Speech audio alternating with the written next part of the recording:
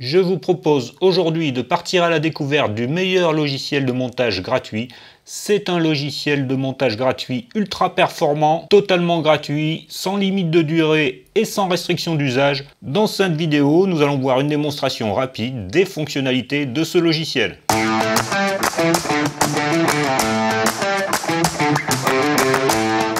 Bonjour et bienvenue sur Pix'n'Light. D'abord, j'aimerais vous dire que ce n'est pas une vidéo sponsorisée. Je ne vends pas ce logiciel, d'ailleurs, il est gratuit. Mais je suis tombé dedans il y a plusieurs années et j'ai créé de nombreux tutos que vous pouvez retrouver sur la chaîne si ce logiciel vous intéresse. C'est un logiciel qui est utilisé par beaucoup de vidéastes amateurs, des youtubeurs, mais aussi des professionnels pour de petites productions et même pour des productions de cinéma et de télévision. Alors bien sûr, pour les plus professionnels, il existe une version professionnelle qui elle est payante, mais cette version payante inclut des fonctionnalités complémentaires qui pour la plupart des utilisateurs ne seront pas utiles. La version gratuite est déjà très complète. C'est un logiciel de montage donc qui permet bien sûr de faire du montage, mais qui permet aussi de retraiter le son, qui permet aussi de faire des transitions, qui permet de faire des effets spéciaux, qui permet de retoucher la couleur et faire un étalonnage colorimétrique de vos vidéos, qui accepte une multitude de formats vidéo en entrée,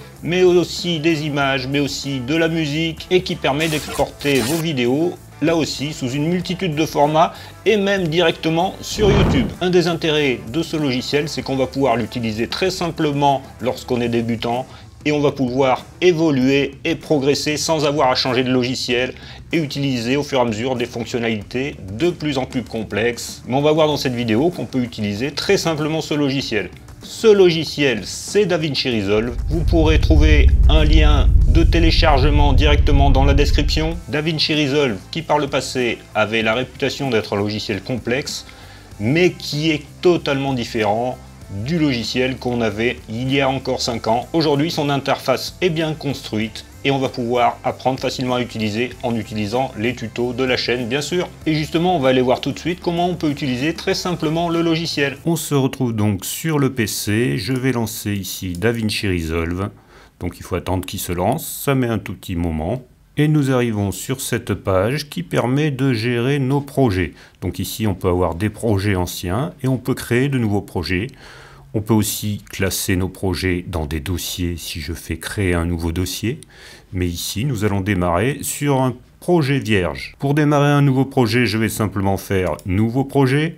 Je vais lui donner un nom. Alors par exemple, je vais l'appeler « Démo DaVinci » et je vais faire créer. Et voilà, nous arrivons dans la première interface de DaVinci Resolve. Je voudrais préciser que cette vidéo a pour but de vous montrer DaVinci Resolve, mais pas de vous donner les détails du fonctionnement forcément. Pour cela, vous avez de nombreux tutos sur la chaîne et vous avez notamment un tuto qui s'appelle « Toutes les bases de DaVinci Resolve » dont je vous mettrai le lien dans la description. Donc si vous venez de télécharger pour la première fois DaVinci Resolve, il va être en anglais. Si vous voulez le passer en français, c'est très simple. Il faut aller dans le menu DaVinci Resolve, il faut aller dans Préférences, Utilisateur, et ici vous pouvez choisir dans Interface, vous pouvez choisir la langue.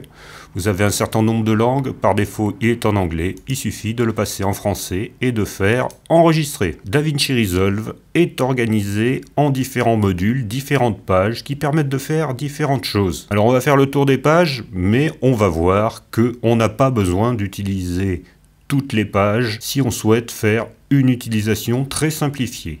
Donc la première page ici en bas, c'est la page média. Cette page permet d'importer et de gérer nos médias, nos vidéos, nos photos, nos musiques que nous allons utiliser pour notre montage. Dans cette page, donc, on peut importer les médias, les réorganiser et les visualiser. On va pouvoir aussi réaliser une synchronisation audio si on a un audio séparé de la vidéo. Mais pour une utilisation ultra simplifiée, on ne va pas forcément utiliser cette page média. Les puristes du montage vidéo vont peut-être hurler dans les commentaires, mais pour une démonstration simple, aujourd'hui on va sauter cette page média et on va passer directement à la page cut. La page cut est une page qui a été réalisée pour permettre de gérer l'ensemble des opérations ou presque toutes les opérations directement dans cette page, depuis l'import des médias jusqu'à l'export. Donc ici on a une zone où on va pouvoir gérer nos médias. Ici, on a un visualiseur. Ici, on a une zone de montage qu'on appelle Timeline. Et ici, en haut à droite, on a la possibilité de faire un export.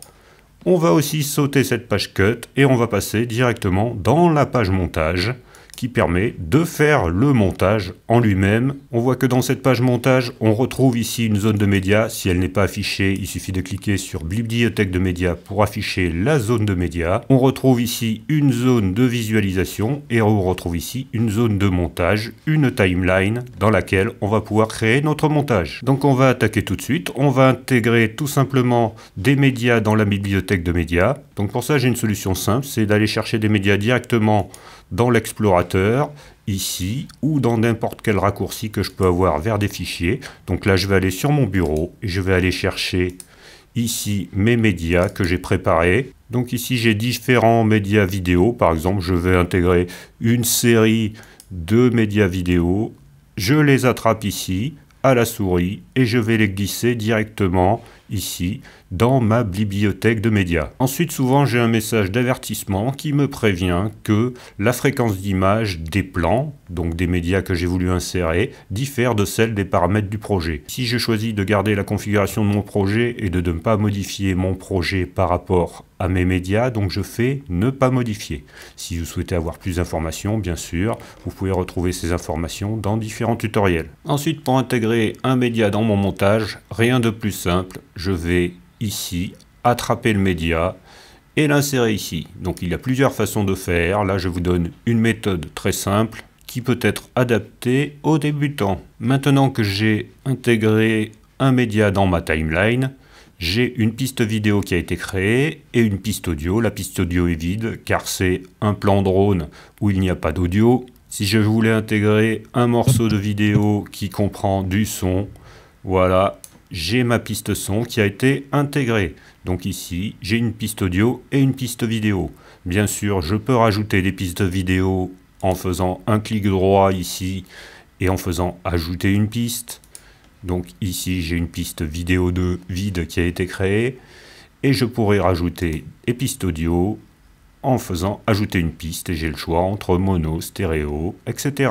Donc maintenant, j'ai le début de mon montage. Si j'appuie sur lecture, je vois que j'ai la lecture de ma vidéo qui est réalisée ici. Voilà, on voit ma vidéo qui se lit dans mon visualiseur. Parmi les multiples commandes qu'on peut avoir ici dans cette timeline, on peut raccourcir un clip par un bout ou par l'autre, bien sûr. On peut le couper. Alors pour couper, il y a plusieurs méthodes. Je vais vous en donner deux. Ici, je peux sélectionner la lame de rasoir et venir faire une coupe ici. Je vois maintenant dans ma timeline que j'ai deux clips et plus un seul. Et je peux faire des coupes à autant d'endroits que je le souhaite. Je veux faire une coupe ici, je fais une coupe. Je peux refaire de multiples coupes comme je le souhaite. Au fur et à mesure que je passe ma souris sur mon média, j'ai la lecture en direct qui se fait dans le visualiseur et je peux savoir où je coupe, bien sûr. Lorsque j'ai terminé de faire des coupes, je repasse en mode sélection. Je peux sélectionner plusieurs médias ici avec la souris. Je peux les déplacer, les mettre où je le souhaite. Si je veux mettre des médias sur la piste vidéo du dessus, eh bien dans ma vidéo, lorsque je vais arriver à cet endroit-là, la lecture va se faire sur la piste du dessus. Voilà, on voit ici, la lecture passe sur la piste du dessus. Si je veux désélectionner l'ensemble de mes médias, je clique n'importe où. Je peux aussi réaliser des coupes en positionnant ma tête de lecture à l'endroit où je veux couper. Par exemple là, si je veux couper la fin, je vais couper, je positionne ma tête de lecture et je fais le raccourci clavier CTRL B. Et voilà, j'ai réalisé une coupe. Je peux sélectionner la partie de la fin et la supprimer avec la touche Backspace. Si je veux muter une piste pour la rendre silencieuse, par exemple ma piste audio, je peux le faire en cliquant sur la touche mute. Pour mieux voir les endroits intéressants de mon dialogue, je peux agrandir ici ma piste audio et je vois qu'il n'y a qu'un endroit en fait où je parle, c'est ici. Donc je vais prendre ça, je vais le déplacer et je vais voir ce que ça donne au visuel. Je peux me déplacer juste au début, voilà. Et ici, je vais pouvoir réaliser une coupe. CTRL B et supprimer cette partie-là. Je sélectionne cette partie, je fais Backspace, je sélectionne ensuite jusqu'à la fin de l'endroit où je parle, je fais CTRL B et je peux supprimer cette partie-là. Bien sûr, ce n'est pas la méthode la plus efficace. Avec tout ça, je peux arranger mon montage comme je le souhaite, de la manière la plus simple. Bon, je peux remettre le son si je le souhaite. Je peux venir ajouter une musique. Alors, je vais retourner dans mes médias ici. Et ici, j'ai une musique.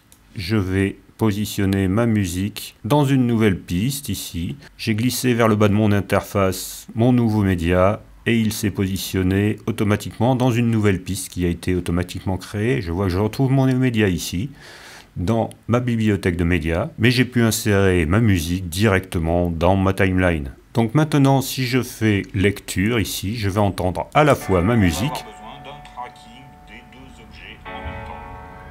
et ma voix. Maintenant que j'ai fini d'intégrer des médias, je peux fermer ma bibliothèque de médias pour me donner plus de place. Je peux zoomer un peu dans la timeline pour y voir mieux. Voilà, pas trop, sinon on n'y voit plus rien. Et maintenant, nous allons voir un outil très important pour le montage qui est l'inspecteur.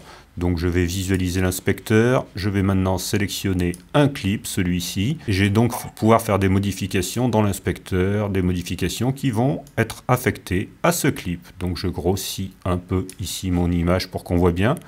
Je vais pouvoir d'abord modifier le zoom. Voilà, je vais pouvoir modifier le zoom sur mon image, je vais pouvoir modifier la position, je vais pouvoir modifier l'angle. Je vais pouvoir modifier le point d'ancrage, l'inclinaison de mon image. Je vais pouvoir inverser, ça peut être utile dans certains cas, inverser au bas si on a fait filmer à l'envers. Je vais pouvoir faire du rognage dans mon image, du rognage à gauche, à droite, en haut et en bas. Si je fais du rognage, je vais pouvoir adoucir la coupe de mon rognage. Là, voilà, je crée un adoucissement pour avoir un rognage plus doux. Je peux à chaque fois, bien sûr, réinitialiser tout ce que j'ai fait en cliquant ici sur la petite roulette. Dans cet inspecteur, je vais pouvoir demander au logiciel de faire un zoom dynamique. Alors pour ça, il faut l'activer en switchant l'interrupteur. Et automatiquement, si je fais lecture, j'ai un zoom dynamique dans mon image. Ici, j'avais déjà appliqué un zoom que je supprime et la position que je réinitialise, ce qui crée un effet plutôt bizarre. On recommence. Allez. Donc voilà, un zoom dynamique très simple que je peux inverser, bien sûr, si je souhaite le faire dans le sens inverse, en zoomant vers l'avant, c'est possible. Je vais pouvoir aussi procéder à la stabilisation du clip. Donc je double-clique sur stabilisation et ici, j'ai plusieurs configurations. Vous trouverez des détails dans les différents tutos. Mais ici, il me suffit de cliquer sur stabiliser pour stabiliser mon image. Voici les différentes options que l'on retrouve dans l'inspecteur pour la partie vidéo. Et on a aussi la partie audio. Dans la partie audio, on va pouvoir modifier le volume, le pan, le pitch. On peut affecter un petit équaliseur. Donc ici, par exemple, ce qui va m'intéresser, c'est de modifier mon volume parce que je trouve qu'il est un peu bas. Donc je vais modifier le volume, je me mets en lecture et voilà. J'aurais pu modifier aussi ce volume en utilisant l'interface graphique. Ici, il suffit d'amener la souris et de monter ou de descendre cette petite ligne et je vois dans l'inspecteur que en même temps j'ai ma valeur qui est modifiée dans l'inspecteur. Mais le plus souvent je préfère le faire ici parce que c'est plus précis, vraiment là on peut aller modifier à la virgule près correctement ce que l'on souhaite faire. Alors ici on a un clip audio associé à un clip vidéo, mais si on a un clip audio tout seul comme cette musique, je vais avoir la même chose dans l'inspecteur, la possibilité de modifier le volume de ma musique. Les différents outils de l'inspecteur aussi pour une vidéo sont accessibles ici. Je vais avoir la possibilité de modifier mon zoom dynamique, la possibilité de rogner, la possibilité de transformer. Donc la transformation, elle est relativement simple. Voilà, je peux agrandir, je peux déplacer comme je le souhaite par ici. Le rognage, c'est pareil, je vais pouvoir graphiquement rogner mon image. C'est très simple d'utilisation, mais pour plus de précision, moi je vous conseille d'utiliser l'inspecteur. Et le zoom dynamique, bien sûr, on va pouvoir modifier les rapports de zoom en modifiant la taille du zoom final ou la taille du zoom initial. Par exemple ici, là, si j'ai modifié et on va avoir besoin d'un tracking des deux je objets vais avoir en même temps. un zoom plus important. Donc voici des modifications très simples que l'on peut réaliser sur les clips. Je vais fermer l'inspecteur pour donner de la place et on va voir qu'on peut insérer différents éléments dans le montage pour le compléter. C'est ce qu'on a dans la bibliothèque d'effets. Donc dans la bibliothèque d'effets, ici en haut à gauche, on a différentes choses. On a des transitions vidéo, on a des transitions audio, on a des titrages, on a des générateurs, des effets OpenFX aussi. Si je vais dans transition vidéo, je vois que j'ai une foule de transitions vidéo possibles. Il est possible aussi d'en trouver sur le net, payante ou gratuite. Pour insérer une transition, c'est très simple. Je l'attrape ici et je vais la positionner entre deux clips. Voilà, donc si je fais lecture, je vois que j'ai un volet qui se décale, c'est ce type de transition. Si je veux modifier ma transition, je vais la sélectionner et je vais toujours dans l'inspecteur. Je peux ici changer sa durée, changer son alignement. Je peux choisir un autre type de transition si je le veux. Je peux passer par exemple sur un fond du flou. Un fond du flou qui va me faire un effet de flou au moment de la transition. Voilà, par exemple. Ensuite, ce qui va être intéressant, là va être les titrages. Donc là, on a plein de titres et des animations prédéfinies. Donc on peut insérer un texte basique. Donc si je prends mon texte, je vais pouvoir l'insérer au-dessus, ici. Et j'ai une piste vidéo 3 qui va être créée automatiquement. Et donc là, j'ai un texte tout simple, sans animation. Donc quand je veux modifier ce texte, je le sélectionne et je vais taper ici le texte. Je vais pouvoir choisir la police, la position, la taille, bien sûr, la couleur. Je vais pouvoir configurer mon texte comme je le souhaite. Mais nous avons aussi des textes prédéfinis. Donc par exemple, je vais montrer le titre que je vous avais montré dans la présentation précédente, dans la petite séquence précédente, qui est le titre en 3D, qui simule des néons. Voilà, bien sûr, on peut taper le texte qu'on veut. Donc il y en a toute une série, et là aussi, on peut en acheter, on peut en rajouter, on peut en trouver gratuit. Alors, je vais fermer la bibliothèque d'effets, je vais fermer l'inspecteur. On va rester simple dans cette présentation, on ne va pas en dire plus sur ce module montage. Et on va passer tout de suite au module fusion. Le module fusion, c'est un module qui permet de faire des animations de texte, des effets spéciaux. On peut créer beaucoup de choses. C'est un peu l'équivalent d'After Effects. Mais pour un montage simple pour débutants, vous n'aurez pas besoin de fusion. On peut déjà créer une vidéo avec des textes animés, avec des effets de transition, avec les basiques que l'on retrouve dans le module montage. Ensuite, nous avons le module étalonnage qui va nous permettre de gérer la couleur de notre vidéo. Donc ici, je vais fermer la galerie pour qu'on voit mieux. Donc dans le module d'étalonnage, on retrouve un visualiseur. On retrouve ici tout un tas d'outils qui paraissent un peu effrayants quand on n'en a pas l'habitude, qui permettent de gérer la couleur.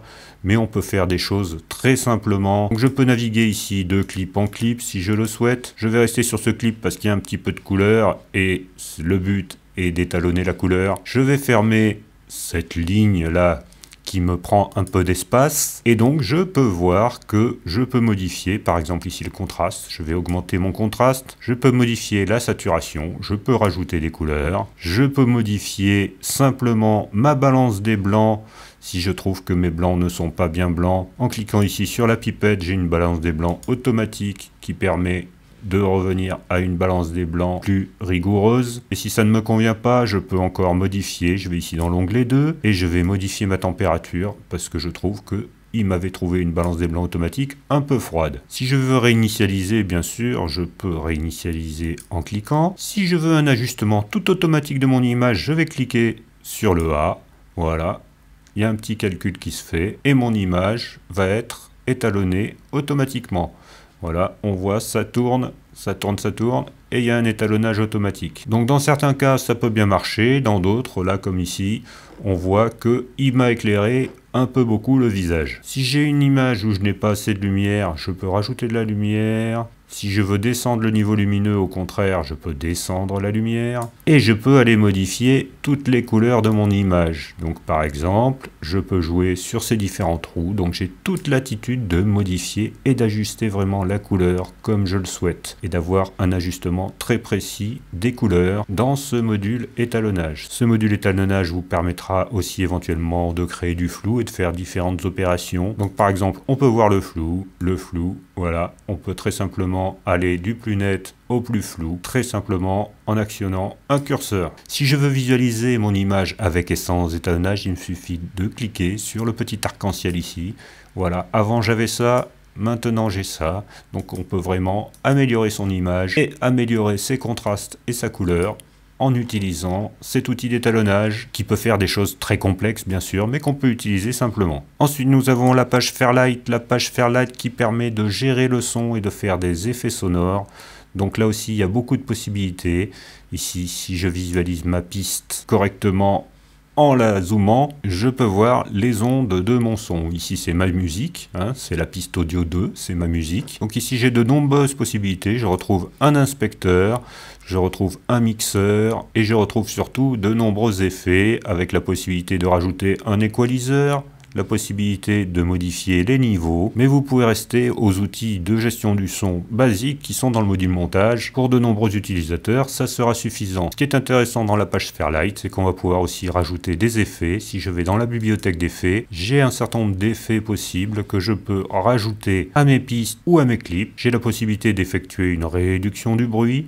Je peux demander une réverbération, un reverb. Ici, si je mets un reverb sur ma voix par exemple, je vais mettre le reverb sur ma voix. Ensuite j'ai de nombreux réglages possibles, mais souvent on peut laisser les réglages par défaut. Voilà, si je fais lecture avec mon reverb, ici on va voir qu'on a l'impression que je suis dans une crypte. Donc la page Fairlight permet de nombreuses possibilités de traitement du son, mais encore une fois, on n'est pas obligé de l'utiliser. Et la dernière page qui va être intéressante, c'est bien sûr la page exportation. Donc la page exportation va vous permettre de nommer votre fichier que vous allez exporter, de choisir à quel endroit vous allez vouloir le mettre. Vous allez pouvoir paramétrer les différents paramètres de format, de codec, etc.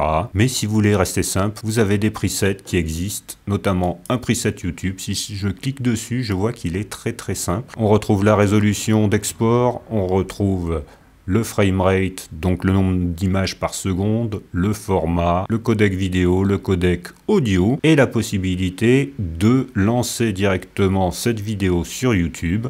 Donc je peux cliquer ici et à ce moment-là, je peux modifier, je peux dire je la veux en privé, ou je la veux en public, ou je la veux en non répertorié. À noter qu'ils ont oublié de faire les traductions pour ces parties-là. Lorsque vous avez fini votre configuration, vous faites simplement ajouter à la liste d'export et l'export n'est pas lancé tout de suite. Pour lancer l'export, il faut cliquer simplement sur exporter. En résumé, si on est débutant en montage et qu'on veut faire vraiment quelque chose de très simple, on peut venir mettre ces médias ici, ces images, ces photos, ces vidéos, directement dans la bibliothèque de médias du module montage.